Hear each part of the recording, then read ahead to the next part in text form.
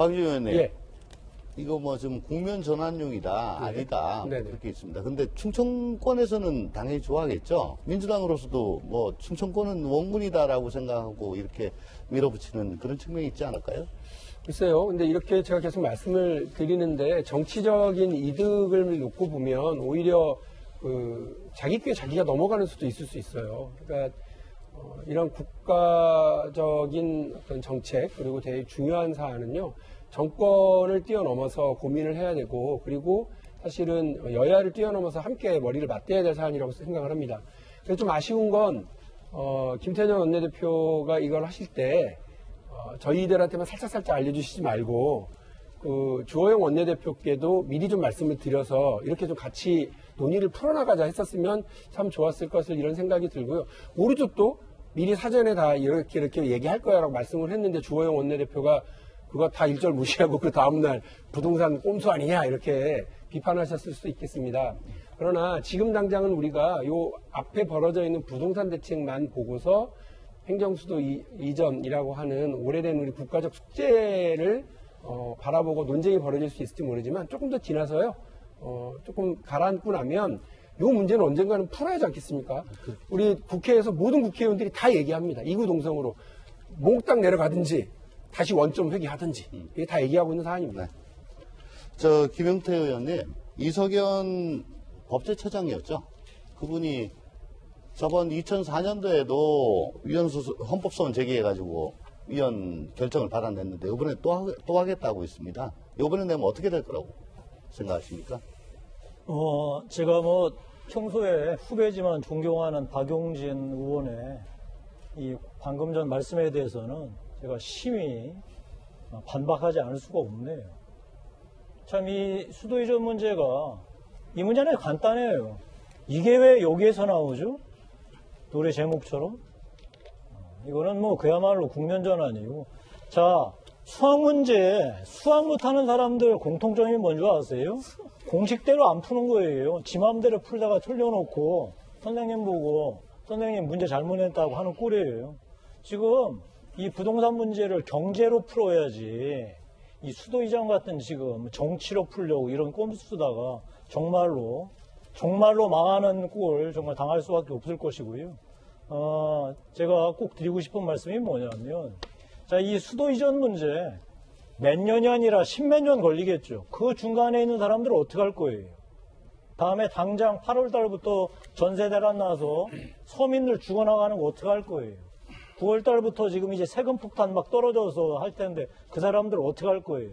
그리고 이 지금 수도 이전 문제 계속 지금 갖고 있었다면 왜 지금 그린벨트 얘기해서 부동산도 오르게 만들고 이렇게 세금 때려가지고 실거주자 포함해서 사람들 더 괴롭히고 전세 사는 사람들 전세도 못 살게 합니까? 자, 이 문제 다시 한번 경제해야지 정치해서 안 된다 이 말씀 꼭 드리고 싶습니다. 네. 경실련은 현 정부 출범 후에 아파트 값이 역대 최대로 올랐다면서 강력하게 비판하고 나섰습니다. 직접 들어보겠습니다. 문재인 정부는 불과 3년입니다. 3년. 상승률액이 서울 평균 4억 5천, 강남은 5억 8천, 강북도 2억 8천, 고루 53%가 오릅니다. 결국 2억짜리 아파트를 20억을 만들어 놓습니다. 지금 이 부동산 정책의 실패를 이끌 사람들을 교체를 하고 새로운 정책을 만들어 가야 된다. 사실 정부가 일방적으로 정책을 발표한다고 따라가는 시대는 지났습니다. 정부가 이런 태도로 정치한다면 사실 국민들하고 싸우자는 거죠. 이재명 기자, 그래프를 살펴보면은 상승률은 노무현 정부 때가 가장 높았고 액수로는 현 정부가 가장 높다고 합니다. 그렇죠. 그래서 진보 정권 때마다 부동산 정책이 힘을 못 쓴다. 그런 지적이 있는데. 예, 어제 경실련 발표 보면 지금 보시는 것처럼 노무현 정부 때 임기 초와 임기 말 비교하면 거의 이제 90% 이상이 뛰었다. 이명박 정부 때는 오히려 13%가 빠졌고, 박근혜 정부는 27%. 그리고 문재인 정부 때는 지금 이제 3년 됐죠. 임기가 끝나지 않았으니까. 근데 53%가 뛰었는데 금액으로 따지면 4억 5천만 원으로 역대 최대다. 이게 지금 어제 경실련 발표인데요. 글쎄요, 뭐 여기 지금 박용진 의원님도 계시고 또 앵커 하시지만 조홍천 의원도 계시지만 사실 민주당에서 얘기하는 게 있죠. 왜냐하면 그 전에 보수정부에서 부동산을 너무 경기 부양책으로 쓰다 보니까 그래서 돈이 많이 풀렸고 그게 지금 효과가 나타나는 거다. 뭐 이렇게 이제 얘기를 하는 거죠.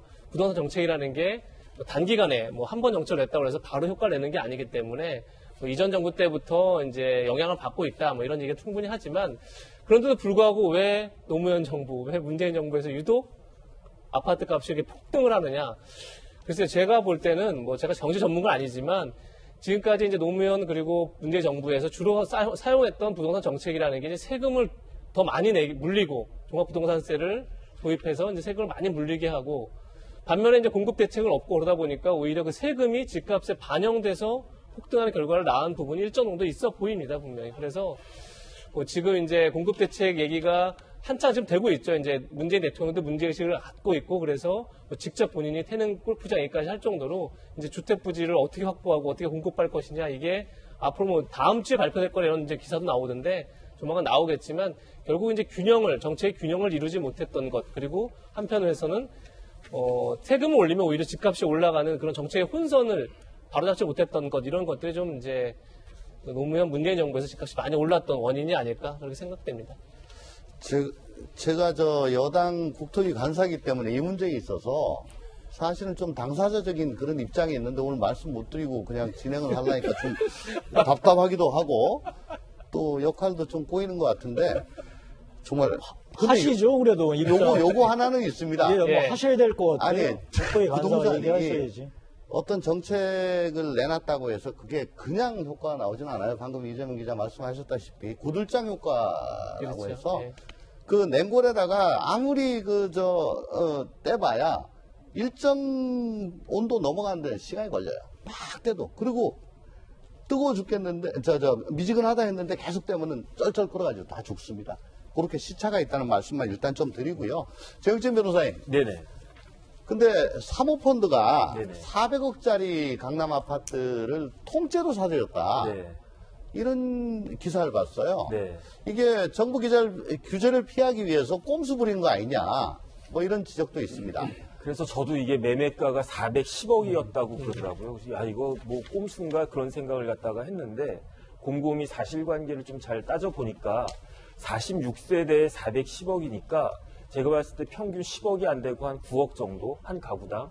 그 다음에 이제 매도인 입장에서 기존에 갖고 있었던 사람 입장에서는 야, 이걸 내가 더 가지고 있을 수가 없겠다. 왜냐하면 그분이 연세도 좀 있으신 분이라고 그러더라고요. 그런데 지금 같은 상황에서 보유세를 감당할 수가 없다. 왜냐하면 부동산은 있지만 현금을 뭐 몇십억씩 내야 될 수도 있으니까 그렇기 때문에 이거를 처분할 수밖에 없는 상황으로 갔던 것 같고 그렇다라고 하면 매수인을 찾아야 되는데 매수인을 저 410억을 내고 저 아파트를 살 수 있는 개인은 제가 봤을 때 한 명도 없을 것 같고요.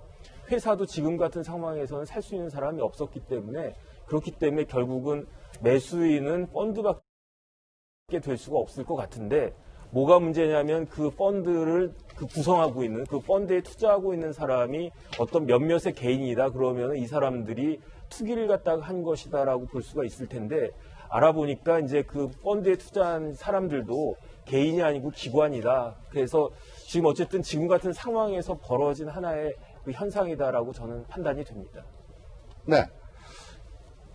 김소영 교수님, 이 부동산 논란이 지금 이렇게 커지는 중에 이재명 기사가 기본소득에 가지고 기본주택이라는 정책을 내놨어요. 혹시 보셨나요? 네, 그 이재명 지사가 그러니까 3기 신도시 역세권 중심으로 그러니까 소득이 얼마냐 이런 거에 따라서 관계없이 무주택이면 기본 주택을 주고 30년 동안 살 수 있게 해주겠다라는 거고요. 굉장히 저가의 그 임대료를 내면은 거기서 안정적으로 주거를 확보할 수 있게 해주겠다는 건데 사실 이재명 지사가 지금까지 굉장히 정치적인 감각이 그러니까 진영을 떠나서 정치적인 감각이 저는 좋은 분이라고 생각을 하는 게 그 뭐가 문제고 어떤 걸 짚어줘야지 국민들이 원하고 시원해하는지를 잘 아시는 것 같아요. 그래서 뭐 얼마 전에도 그 뭐 무공천 해야 되지 않냐 서울시장과 부산시장 같은 경우에 이런 얘기도 사실 여당 쪽에서는 왜 눈치 없이 그런 얘기를 해가지고 이렇게 곤혹스럽게 만드느냐라고 생각하겠지만 많은 국민들은 사이다라고 생각하는 분들도 많았거든요. 그래서 이번에 부동산 문제도 부동산이 지금 너무 들끓고 문제가 되고 있으니까 그런 이슈를 선점하는 데에는 굉장히 탁월한 감각을 가지신 것 같고 또 이제 저는 좋은 시도라고 봅니다. 어쨌든 경기도에는 이제 서울에 직장을 가지신 분들이 많이 있기 때문에 좀 교통 인프라가 잘 돼 있는 역세권 중심으로 이렇게 기본 주택을 제공하게 되면은 많은 분들이 이 고통, 이 주택 고통 정말 이 이생진망이라고 했나요? 그런 고통을 당하시는 분들이 어느 정도는 그 걱정에서 좀 덜어지는 굉장히 의미 있는 실험이라는 저는 생각이 듭니다.